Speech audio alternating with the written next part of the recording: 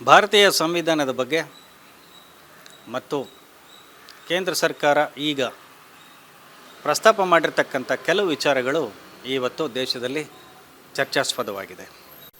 ಅದರಲ್ಲೂ ಬಹಳ ಮುಖ್ಯವಾಗಿ ಪ್ರಯಾಗ್ರಾಜ್ನಲ್ಲಿ ಫೆಬ್ರವರಿ 3ನೇ ತಾರೀಕು ಏನು ಭಾರತೀಯ ಸಂವಿಧಾನದ ಒಂದು ಹೊಸ ಸ್ವರೂಪ ಏನಿದೆ ಅದಕ್ಕೆ ಸಂಬಂಧಪಟ್ಟಂತೆ ಕೇಂದ್ರ ಸರ್ಕಾರ ಒಂದು ಪ್ರಸ್ತಾವನೆಯನ್ನು ಅಲ್ಲಿ ಒಂದು ಕರಡು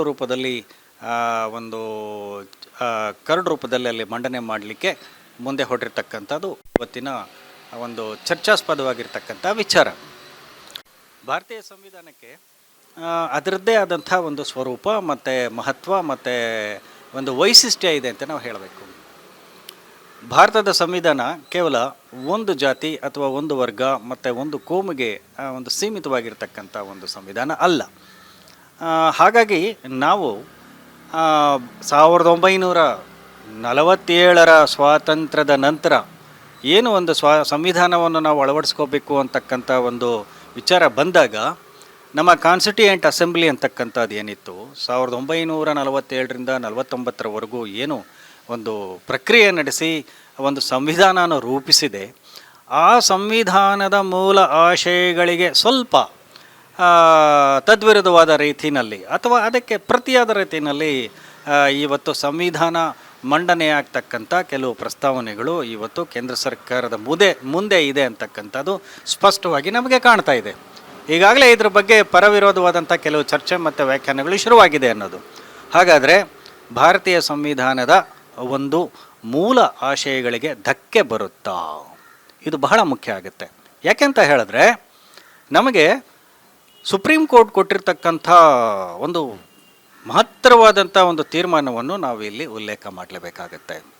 ಅದೇನು ಅಂತ ಹೇಳಿದ್ರೆ, ಕೇಶವಾನಂದ ಭಾರತಿ ಕೇಸ್ನಲ್ಲಿ ದೇಶದ 13 ನ್ಯಾಯಾಧೀಶರು, ಸಂವಿಧಾನದ ಸುಪ್ರೀಂ ಕೋರ್ಟಿನ 13 ಮಂದಿಯ ನ್ಯಾಯಾಧೀಶರು ಕೂತ್ಕೊಂಡು ಕೊಟ್ಟಂಥ ಒಂದು ಜಡ್ಜ್ಮೆಂಟ್ ಏನಿದೆ ಅದರಲ್ಲಿ ಬಹಳ ಸ್ಪಷ್ಟವಾಗಿ ಕೆಲವು ವಿಚಾರಗಳು ಇವೆ.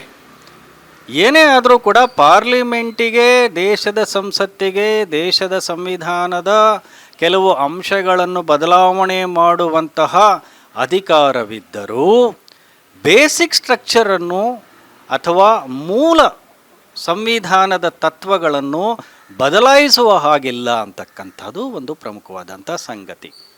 ಇಲ್ಲಿ ಒಂದು ಗಂಭೀರವಾದಂಥ ಒಂದು ಪ್ರಶ್ನೆ ಎದ್ದೇಳುತ್ತೆ ಅಂತ. ಹೌದು, ಭಾರತದ ಅದರದ್ದೇ ಆದಂಥ ಕೆಲವು ಮೌಲ್ಯ, ಸಿದ್ಧಾಂತ, ಇತಿಹಾಸ, ಸಂಸ್ಕೃತಿ ಎಲ್ಲ ಇದೆ.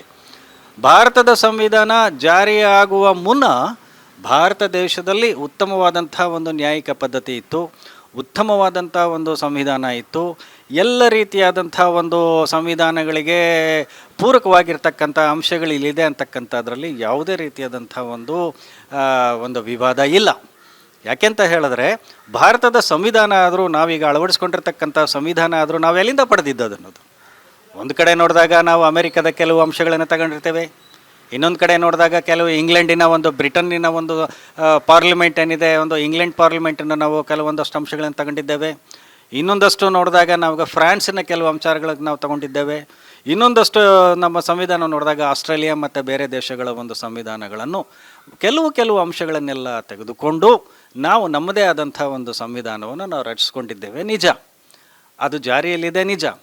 ಆದರೆ ಇವತ್ತಿನ ಒಂದು ದೊಡ್ಡ ಚರ್ಚೆ ಆಗ್ತಾ ಇರತಕ್ಕಂಥ ವಿಚಾರ ಏನು ಅಂತ ಹೇಳಿದ್ರೆ, ಭಾರತಕ್ಕೆ ಭಾರತದ್ದೇ ಆದಂತಹ ಒಂದು ಸಂವಿಧಾನ ಬೇಡವೇ? ಇದು ಕೂಡ ಒಂದು ಬಹಳ ಯೋಚನೆ ಮಾಡಬೇಕಾಗಿರ್ತಕ್ಕಂಥ ಒಂದು ಸಂಗತಿ ಅಂತ ನಾವು ಹೇಳಬೇಕಾಗತ್ತೆ. ಭಾರತದ್ದೇ ಆದಂತಹ ಒಂದು ಸಂವಿಧಾನ ಅಂತ ಹೇಳಿದಾಗ ಅದು ಯಾವುದು ಅಂತಕ್ಕಂಥ ಪ್ರಶ್ನೆ ಬರುತ್ತೆ.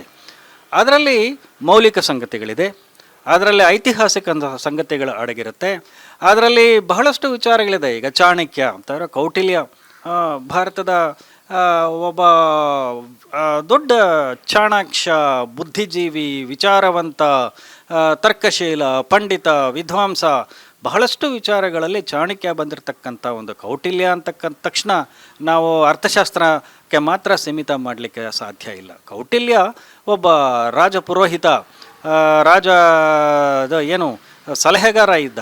ಆತನ ಮಿದುಳಿನ ಇದರಿಂದ ಬಂದಂತಹ ಎಷ್ಟೋ ಸಂಗತಿಗಳು ಇವತ್ತು ರಾಜಕೀಯವಾಗಿರ್ಬೋದು, ಆರ್ಥಿಕವಾಗಿರ್ಬೋದು, ಸಾಮಾಜಿಕವಾಗಿರ್ಬೋದು, ದೇಶದ ರಕ್ಷಣೆಗೆ ಸಂಬಂಧಪಟ್ಟಿರ್ತಕ್ಕಂಥದ್ದಿರ್ಬೋದು. ಹೀಗೆ ಹಲವು 10 ವಿಚಾರಗಳಲ್ಲಿ ನಮಗೆ ಕೌಟಿಲ್ಯನ ಅರ್ಥಶಾಸ್ತ್ರದಲ್ಲಿ ನಮಗೆ ಬಹಳಷ್ಟು ಸೂತ್ರಗಳು ಕಂಡುಬರುತ್ತೆ. ಹಾಗೆಯೇ ಇವತ್ತು ಮನುಸ್ಮೃತಿ ಇದೆ. ಮನುಸ್ಮೃತಿ ಅಂತ ಹೇಳಿದಾಗ ನಮಗೆ ಒಂದು ಅನಿಸುತ್ತೆ, ಮನುಸ್ಮೃತಿ ಕೇವಲ ವರ್ಣಾಶ್ರಮಕ್ಕೆ ಮಾತ್ರ ಸೀಮಿತ ಮಾಡಿರ್ತಕ್ಕಂಥದ್ದಲ್ಲ.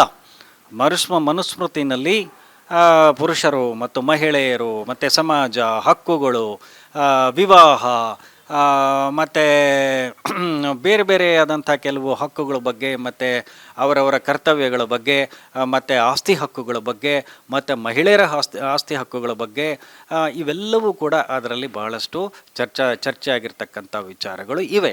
ಅಲ್ಲೂ ಕೂಡ ನಮಗೆ ನ್ಯಾಯಶಾಸ್ತ್ರ ಕಾಣುತ್ತೆ.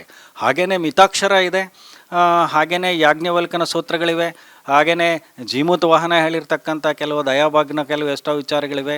ಈ ಮಿತಾಕ್ಷರದ್ದು ಎಷ್ಟೋ ವಿಚಾರಗಳು ಇವತ್ತು ನಾವು ನ್ಯಾಯಶಾಸ್ತ್ರದಲ್ಲಿ, ಸಂವಿಧಾನದಲ್ಲಿ ಇವತ್ತು ಅಳವಡಿಸ್ಕೊಳ್ತಕ್ಕಂಥ ವಿಚಾರಗಳಿವೆ. ಪ್ರಾಯಶಃ 1950ಕ್ಕೂ ಮುನ್ನ ಈ ಎಲ್ಲ ವಿಚಾರಗಳು ಚರ್ಚೆ ಆಯಿತಾ ಅಂತಕ್ಕಂಥದ್ದು ಕೂಡ ಪ್ರಶ್ನೆ. ಆವತ್ತಿನ ಆ ಕಾಲಘಟ್ಟದಲ್ಲಿ ಸಂವಿಧಾನ ರಚನೆ ಮಾಡಬೇಕಾಗಿದ್ದರೆ ನಮ್ಮ ಭಾರತೀಯರು ಆವತ್ತು ಬೇರೆ ದೇಶಗಳ ಒಂದು ಸಂವಿಧಾನವನ್ನು ಮೂಲವಾಗಿ ಇಟ್ಟುಕೊಂಡು ಚರ್ಚೆ ಮಾಡಿ ನಮ್ಮದೇ ಆದಂಥ ಒಂದು ಸಂವಿಧಾನವನ್ನು ಅಳವಡಿಸಿಕೊಂಡಿದ್ದು ನಿಜ. ಆದರೆ ಇವತ್ತಿನ ಪರಿಸ್ಥಿತಿಯನ್ನು ನಾವು ನೋಡಿದಾಗ ನಮ್ಮದೇ ಆದಂಥ ಒಂದು ಹೊಸ ಸಂವಿಧಾನವನ್ನು ರಚನೆ ಮಾಡಬೇಕಾಗಿರ್ತಕ್ಕಂಥ ವಿಚಾರವನ್ನು ನಾವು ಸರಿ ಇಲ್ಲ ಅಂತ ಹೇಳಲಿಕ್ಕೆ ಸಾಧ್ಯ ಇಲ್ಲ. ಇದು ಕೂಡ ಇವತ್ತು ಬಹಳ ಬಹಿರಂಗವಾಗಿ ಚರ್ಚೆ ಆಗಲಿ, ಪಾರ್ಲಿಮೆಂಟಲ್ಲಿ ಚರ್ಚೆ ಆಗಲಿ, ದೇಶದ ಎಲ್ಲ ವಿಧಾನಸಭೆಗಳು, ಶಾಸನಸಭೆಗಳು ಏನಿದೆ ಇಲ್ಲಿ ಚರ್ಚೆಯಾಗಲಿ, ಹಾಗೆ ಸಾರ್ವತ್ರಿಕವಾಗಿ ಇದರ ಬಗ್ಗೆ ಚರ್ಚೆಯಾಗಲಿ. ಇವತ್ತು ನಮ್ಮ ಭಾರತ ದೇಶಕ್ಕೆ ಬೇಕಾಗಿರ್ತಕ್ಕಂಥ ಸಂವಿಧಾನ ಯಾವ ಸ್ವರೂಪದಲ್ಲಿ ಹೇಗಿರಬೇಕು ಅನ್ನೋದ್ರ ಬಗ್ಗೆ ಸಮಗ್ರವಾದಂಥ ಒಂದು ಚರ್ಚೆಯಾಗಿ ತದನಂತರ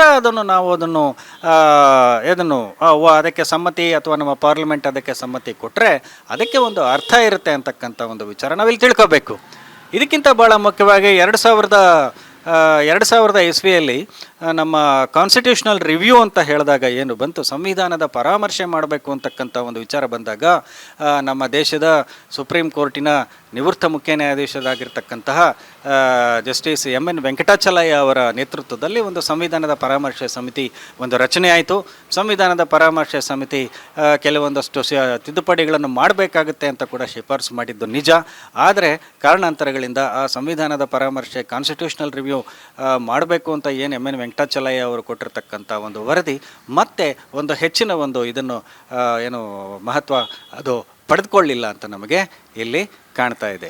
ಒಟ್ಟಿನಲ್ಲಿ ನಾವಿಲ್ಲಿ ಗಮನಿಸಬೇಕಾಗಿರ್ತಕ್ಕಂಥ ಸಂಗತಿ ಏನು ಅಂತ ಹೇಳಿದ್ರೆ, ಇಂದಿನ ಕಾಲಘಟ್ಟದಲ್ಲಿ ಭಾರತಕ್ಕೆ ಒಂದು ಅದರದ್ದೇ ಆದಂಥ ಒಂದು ಹೊಸ ಸಂವಿಧಾನ ಬೇಕೇ ಅಂತಕ್ಕಂಥ ವಿಚಾರ ಹಾಗೂ ಫೆಬ್ರವರಿ 3ನೇ ತಾರೀಕು ಏನು ಕುಂಭಮೇಳದಲ್ಲಿ ಪ್ರಸ್ತಾವನೆ ಆಗ್ತಕ್ಕಂಥ ಒಂದು ವಿಚಾರ ಕೇವಲ ಏಕಮುಖವಾಗಿ ಏಕಪಕ್ಷೀಯವಾಗಿ ಆಗದೆ ಇದು ಚರ್ಚೆಯಾದ ನಂತರ ಇದನ್ನು ನಾವು ಅಳವಡಿಸ್ಕೊಳ್ಬೇಕಾಗತ್ತೆ. ಈ ಹಿನ್ನೆಲೆಯಲ್ಲಿ ಇದರ ಬಗ್ಗೆ ಇನ್ನೂ ಒಂದಷ್ಟು ವಿಚಾರಗಳು ಭಾರತದಲ್ಲಿ ಮೂಲೆಯಲ್ಲೂ ಕೂಡ ಚರ್ಚೆಯಾದರೆ ಇದಕ್ಕೆ ಒಂದು ಸರಿಯಾದಂಥ ಒಂದು ತಾತ್ವಿಕವಾದಂಥ ಒಂದು ಅರ್ಥ ಸಿಗುತ್ತೆ ಅಂತ ನನಗೆ ಅನಿಸುತ್ತೆ.